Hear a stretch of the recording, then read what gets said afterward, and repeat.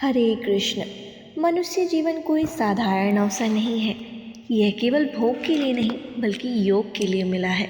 यदि हम इस दुर्लभ जन्म को पाकर भी अपने परम लक्ष्य आध्यात्मिक उन्नति की ओर एक कदम नहीं बढ़ाते तो सच में यह जीवन व्यर्थ चला जाता है। हमारे ऋषि मुनियों ने दूरदृष्टि से ऐसे नियम बनाए, ऐसे पावन मास निर्धारित किए जिनके माध्यम से साधारण मनुष्य भी असाधारण आध्यात्मिक ऊंचाई प्राप्त कर सके। और अभी चल रहा है अत्यंत पवित्र फाल्गुन मास, एक ऐसा समय जब भगवान श्री हरि और भगवान शिव की आराधना से साधना कई गुना फल देती है।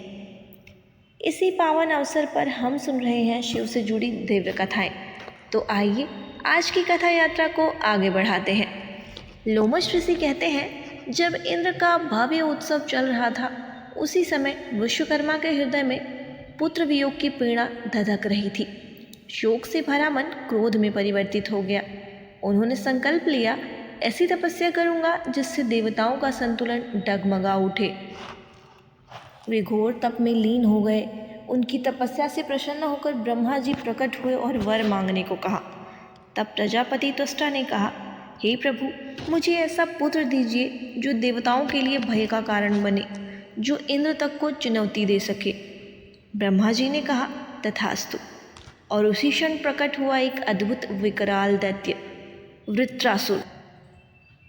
वह प्रतिदिन 400 हाथ तक बढ़ता जाता था। उसका विशाल शरीर मानो पृथ्वी को ढक लेना चाहता हो। पाताल से असंख्य असुर उसके साथ आ मिले। तपस्वी ऋषि भयभीत हो उठे। देवता ब्रह्मा जी के पास पहुँचे। ब्रह्मा जी ने स्पष्ट कहा, यह वृत्रासुर विश्वकर्मा की तपस्या का परिणाम है। यदि इसका अंत करना है तो तुम्हें प्रयास करना ही होगा। लेकिन समस्या गंभीर थी।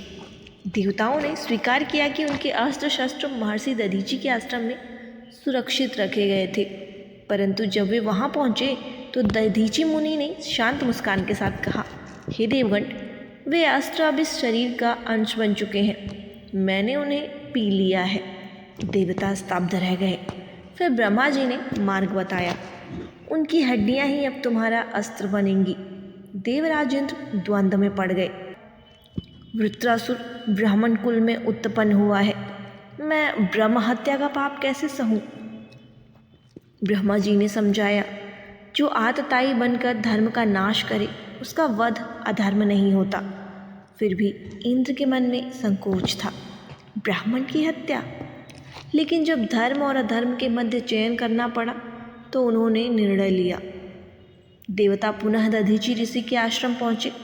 वह आश्रम अद्भुत था, जहाँ शेर और हिरण साथ रहते थे। बिल्ली और चूहा एक दूसरे से निर्भय थे, मानो वहाँ वैर भाव का अस्तित्व ही न था। दधीचि मुनि सूर्य समान तेजस्वी थे। उनकी पत्नी सुवर्चा उनके साथ विराजमान थी। देवताओं ने विनम्र निवेदन किया, हे मुनिवर, धर्म की रक्षा के लिए हमें आपकी अस्थियों की आवश्यकता है। क्या कोई अपने शरीर का दान कर सकता है? परंतु दधीचि केवल ऋषि नहीं थे, वे त्याग की प्रतिमूर्ति थे। उन्होंने शांत भाव से कहा, यदि यह शरीर लोक कल्याण के काम आ सके तो इससे बड़ा सौभाग्य क्या होगा? फिर वे समाधि में लीन हो गए। योगाग्नि में शरीर त्याग दिया और उसी क्षण ब्रह्मलोक को प्रस्थान किया, जहाँ से पुनः लौटना नहीं होता। उनकी अस्थियों से वज्र बना और उसी वज्र से वृत्रासुर का अंत हुआ। यह कथा हमें सिखाती है, सच्चा साधक केवल अपने लिए नहीं जीता, वह परोपकार के लिए जीता है और आवश्यकता पड़ने पर अपने प्राण भी अर्पित कर देता है। त्याग ही सच्ची शक्ति है और धर्म की रक्षा के लिए साहस आवश्यक है। तो यह थी आज की फाल्गुन मास की पावन कथा। अगर यह कथा आपके हृदय को स्पर्श कर गई हो तो इसे अधिक से अधिक शेयर करें, ताकि दधीचि ऋषि का त्याग भाव हर हृदय में जागृत हो सके। हम आपसे मिलेंगे इस कथा श्रृंखला की अगली कड़ी में। आप देख रहे हैं आस्था, श्रद्धा और भक्ति। हर हर महादेव। हरे कृष्ण।